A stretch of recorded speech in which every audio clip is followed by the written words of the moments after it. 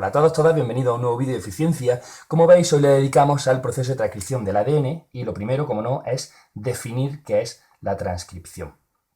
La transcripción es, dentro de ese escenario general que ya vimos en el vídeo anterior de expresión del mensaje genético, es el paso de una secuencia génica que forma un gen de ADN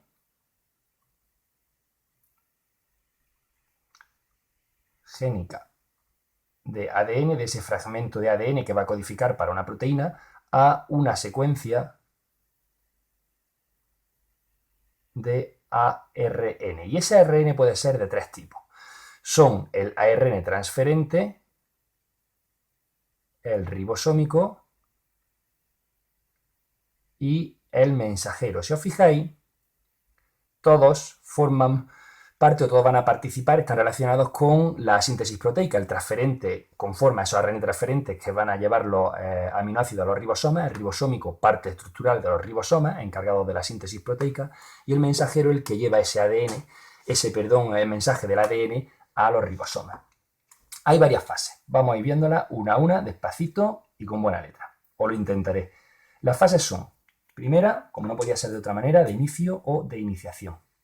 En esta fase, si nosotros suponemos que este es nuestro fragmento del ADN o el fragmento de ADN en el cual se encuentra ese gen, hay una parte previa a ese gen que se llama promotor y que tiene una secuencias que se llaman de consenso, muy características, bastante bien conservadas. Por ejemplo, tenemos la caja TATA, la caja CAT, y a esa secuencia de consenso, a esa zona promotora, se le unen las proteínas de iniciación o factores de transcripción. Estos serían los factores de transcripción. Ojo, en plural, transcripción, porque en eucariotas son varios. Si estuviésemos en bacterias, en procariotas, solo hay un factor de transcripción, el factor sigma. También ya veremos que solamente hay una ARN polimerasa, porque es que es la ARN polimerasa la que, gracias a esa indicación de esos factores de transcripción, va a unirse a la zona promotora. Esto sería, por tanto, la ARN polimerasa, y en eucariotas puede ser de tres tipos. Tenemos la 1, la 2 y las 3. Como vemos, es bastante práctica la nomenclatura. La 1 se va a encargar de sintetizar el ARN ribosómico, excepto el de 5S, que son los verbos, la unidad esta de medida del peso, del tamaño de los ARN o de los ribosomas, de determinadas moléculas. Y la 2 se va a encargar de sintetizar el ARN mensajero. Finalmente la 3, el ARN transferente, y ese ARN ribosómico de 5S que habíamos dicho anteriormente. En bacterias, sin embargo, solamente hay de nuevo una ARN polimerasa que se encarga de sintetizar todos los ARN. Muy bien, tenemos ya esa iniciación, ya tenemos a la ARN polimerasa ahí colocada, y vamos a pasar ahora a la siguiente fase, que es la fase de elongación. La fase de elongación no es más que la síntesis ya continuada de ese ARN por parte de la ARN polimerasa. Y vamos a suponer ahora que tenemos ya aquí nuestra burbuja de replicación, vamos a simplificarlo muchísimo y suponemos que esto es ya una fibra única de ADN, en concreto en sentido 3', 5', ya que la ARN polimerasa solamente sintetiza en sentido 5', 3', luego se va a colocar o va a sintetizar sobre esta hebra del ARN. Bien, teníamos aquí esa región promotora, y el inicio de transcripción lo vamos a tener justo aquí. Inicio de transcripción. Como hemos dicho, esa secuencia de consenso solamente indican aquí te tienes que colocar. Por lo tanto, una vez que la ARN polimerasa ya empieza la transcripción, esos factores de transcripción son retirados, se retiran. y tenemos que sintetiza unos primeros nucleótidos y sobre esos nucleótidos, una vez sintetizados esos primeros 20-30 nucleótidos, va a colocarse lo que se conoce como caperuza 5', que pues solamente en algunos transcritos, claro, no en todos. ¿Por qué en algunos? Pues, por ejemplo, en el ARN mensajero. Vamos a ponerlo aquí. En algunos transcritos como el ARN mensajero. Pues porque tiene que ser protegida frente a esos nucleasa 5', para que no ataquen, incluso antes de que termine de sintetizarse, ese ARN transferente y lo vayan eliminando, lo vayan destruyéndolo. Por lo tanto, digamos que esta es una metilguanosina, en concreto se llama M7-metilguanosina, porque está metilada en el carbono 7 de esa guanina. Se coloca de modo invertido, de modo que este extremo 5' tiene un aspecto químico de como si fuese 3', porque está mostrando su extremo 3' al estar invertida esa guanina, de modo que no le atacan esas nucleasas 5'. Seguimos. Bien. Por lo tanto, ahora tendríamos ya una transcripción, transcripción que consiste en una elongación, una unión de nucleótido a medida, teniendo en cuenta que como ese ARN se va a incluir el uracilo en lugar de la timina, a medida que esa ARN polimerasa va avanzando a lo largo de esa hebra 3', 5' de ese ADN en la burbuja de transcripción. Esto sería, dentro de elongación, una primera fase, y por lo tanto ahora ponemos esa segunda, que es la que acabo de explicar, ¿no? Ese paso. Pero quiero ponerla aquí porque quiero añadir una cosilla. También interesante. En referencia, esto era 3', 5', en referencia a las unidades de transcripción. Vale, nosotros teníamos esa secuencia de consenso, esa zona promotor, y la ADN polimerasa que ya ha sintetizado pues todo este ARN. Vale, vamos a poner aquí su caperuza en el extremo 5'. Y este sería el extremo 3' de ese ARN recién sintetizado. ¿Qué quería añadir aquí? Pues que esa secuencia, incluso antes de que acabe la transcripción de este transcrito, de este ARN, esos factores de transcripción pueden volver a unirse y antes de que acabe puede iniciarse otra transcripción. De modo que vamos a tener una unidad, lo que se conoce una unidad de transcripción, que es sobre esa secuencia génica. Vamos a tener varias ARN polimerasa trabajando al mismo tiempo con transcritos de diferentes longitudes o longitudes. Una unidad de transcripción. Muy bien.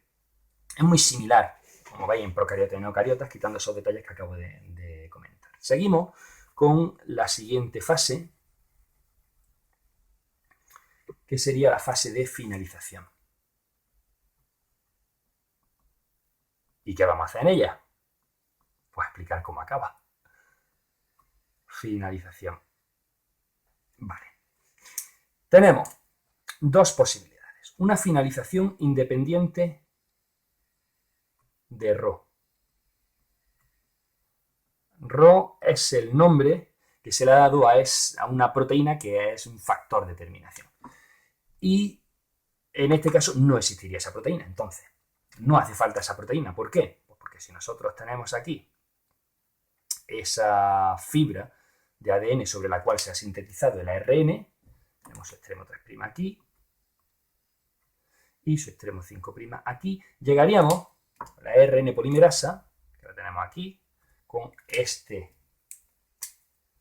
ARN que ha sintetizado, llega a una zona que se conoce como zona o señal de terminación, viene dada por las características de esas bases que están conformando esa señal de terminación, de esa secuencia, que es una secuencia palindrómica y se le llama palíndromo. Palindrómica significa que se lee lo mismo de izquierda a derecha que de derecha a izquierda. ¿Vale? Pues eso tiene una particularidad y es que promueve que se formen horquillas, una horquilla con doble enlace en ese ARN que se está formando y esa horquilla desestabiliza la estructura y hace que se libere. Horquilla, vamos a ponerlo aquí, desestabiliza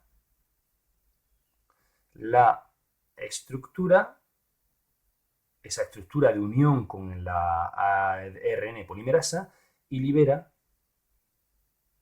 el ARN. Como veis, aquí no ha hecho falta, vamos a ponerle aquí su caperuza por seguir con el mismo ARN, ¿no? Entonces, vamos a liberar el ARN y no hemos necesitado nada más. Está todo en el mismo ADN, en la misma secuencia. Hay otra posibilidad, que es, por supuesto, lo contrario, dependiente de Rho. Bueno, Rho se escribe aquí así, esto es una letra griega, ¿no? Sería como P, una especie de P así un poco rarilla, un poco estilizada.